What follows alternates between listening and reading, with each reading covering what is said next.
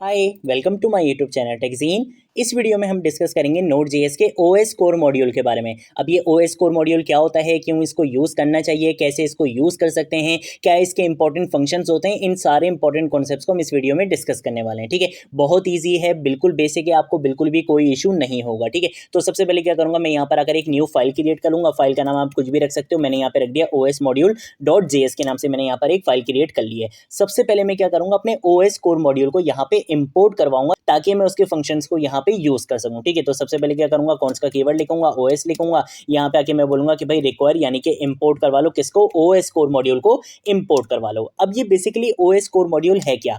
OS core module का मतलब है ऑपरेटिंग सिस्टम कोर मॉड्यूल। जब भी आपने अपने सिस्टम की इंफॉर्मेशन को गेट करना होता है, आपने अपनी सिस्टम की इंफॉर्मेशन पर कोई काम करना होता है, तब आप हमेशा कौन सा कोर मॉड्यूल यूज करते हो? Node.js का OS कोर मॉड्यूल यूज करते हो। अब जैसे फॉर एग्जांपल अगर मुझे अपना प्लेटफॉर्म पता करना है कि भाई अगर आपका प्लेटफॉर्म विंडोज है तो आपने कुछ इस तरीके से रिएक्ट करना है, अगर आपका प्लेटफॉर्म मैक ओएस है या लिनक्स है तो आपने कुछ इस तरीके से रिएक्ट करना है। तो इस तरीके की अगर कंडीशंस अप्लाई करनी होगी तो उसके लिए मुझे क्या करना पड़ेगा, सिस्टम की इंफॉर्मेशन को गेट करना पड़ेगा। तो उस चीज के लिए आप कौन सा कोर मॉड्यूल यूज करते हो? OS कोर मॉड्यूल यूज करते हो। अब सिर्फ यही नहीं कि भाई आप जो है वो प्लेटफॉर्म पता कर सकते हो, आप होस्ट नेम पता करना चाहो, यूजर नेम पता करना चाहो, प्लेटफॉर्म पता करना चाहो, इसके साथ साथ आर्किटेक्चर पता करना चाहो, रैम पता करना चाहो, सारी चीज आप किसका यूज करते हुए गेट कर सकते हो? OS कोर मॉड्यूल का यूज करते हुए गेट कर सकते हो। ठीक है, तो अब बारी बारी इसको देख लेते हैं। फॉर एग्जांपल यहाँ पे आगे लिखता हूँ console.log, यहाँ पे आगे लिखूंगा OS डॉट, और यहाँ पे आगे सबसे पहले जो मैं फंक्शन यूज करने वाला हूँ वो है बेसिकली होस्ट नेम का, कि मेरे सिस्टम का होस्ट नेम क्या है, मुझे उसको क्या करो, गेट करके दिखा दो। तो कंट्रोल एस से सेव करूंगा, यहाँ पर आऊंगा, यहाँ पे आगे लिखूंगा नोडमोड, और मेरी फाइल का क्या नाम है, OS module.js।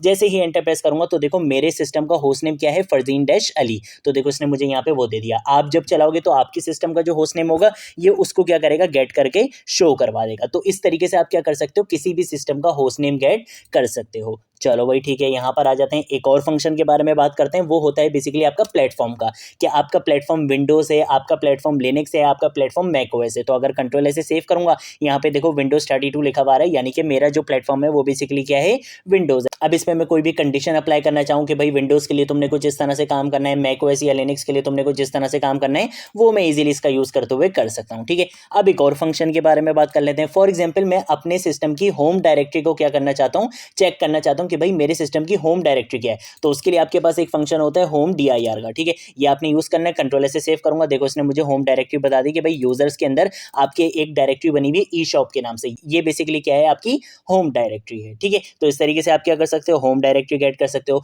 अगर मुझे यूजर की इंफॉर्मेशन कैलकुलेट करनी हो, गेट करनी हो, वो कैसे करूंगा, उसके लिए भी आपके पास एक फंक्शन होता है यूजर इन्फो के नाम से। कंट्रोल से सेव करूंगा, देखो मेरे पास क्या आ चुका है, एक ऑब्जेक्ट आ चुका है। इस ऑब्जेक्ट के अंदर देखो यूजर नेम मेरा शो हो रहा है, यूजर नेम क्या है, ई शॉप है, होम डायरेक्टरी भी शो हो रही है। ठीक है, तो ये सारी चीजें देखो आपको यूजर की इंफॉर्मेशन यहाँ पे शो हो रही है। ठीक है, सेम ऐसे ही आपके पास एक और फंक्शन होता है आर्किटेक्चर का, जिससे आप क्या कर सकते हो, अपने सिस्टम का आर्किटेक्चर भी गेट कर सकते हो। कंट्रोल ऐसे सेव करूंगा, देखो आर्किटेक्चर क्या आ रहा है, 64 आ रहा है। ठीक है, ठीक है, तो इस तरीके से आप क्या कर सकते हो, अपने सिस्टम का आर्किटेक्चर भी गेट कर सकते हो। अब दो बहुत इंपॉर्टेंट फंक्शंस हैं, इसको बहुत अच्छे से देखना, और ये बहुत जबरदस्त हैं। ठीक है, अगर मुझे क्या करना है, मुझे चेक करना है कि भाई मेरे सिस्टम में फ्री स्पेस कितनी है, तो उसके लिए मैं क्या कर सकता हूं, मैं यहाँ पर आऊंगा, यहाँ पे आके मुझे लिखना है फ्री मेमोरी। ठीक है, ये बेसिकली क्या होता है, आपके पास एक फंक्शन होता है, इसको जैसे ही मैं क्या करूंगा, एग्जीक्यूट करूंगा, तो देखो मेरे पास यहाँ पे कितनी अजीब सी वैल्यू आ रही है। आप बोलोगे यार ये कैसी अजीब सी वैल्यू आ रही है, देखो ये जो आपको देता है ना बाय डिफॉल्ट, ये देता है बाइट्स में। अब मुझे इसको क्या करना है,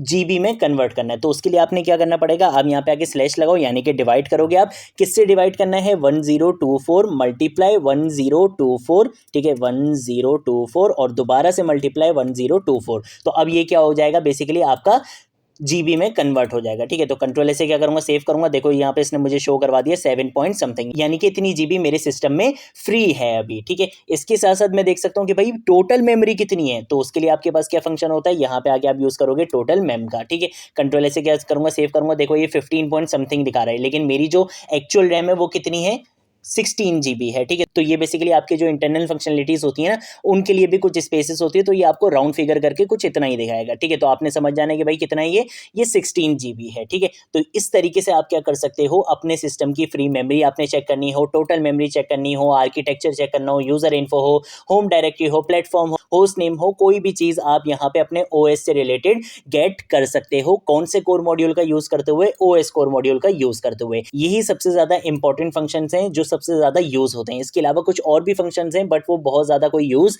नहीं होते। अगर आपने चेक करने हो तो आप Node.js की ऑफिशियल वेबसाइट पे जाके भी चेक कर सकते हो, ठीक है। बट मेनली जो यूज़ होते हैं ओएस में वो यही आपके पास यूज़ होते हैं, ठीक है। तो आज की वीडियो के लिए इतना ही। अगर कोई चीज़ नहीं समझ आए नीचे कमेंट सेक्शन में पूछ लेना, सोशल मीडिया अकाउंट्स पे पूछ लेना, मैं ज़रूर आप लोगों को रिस्पॉन्ड करूँगा।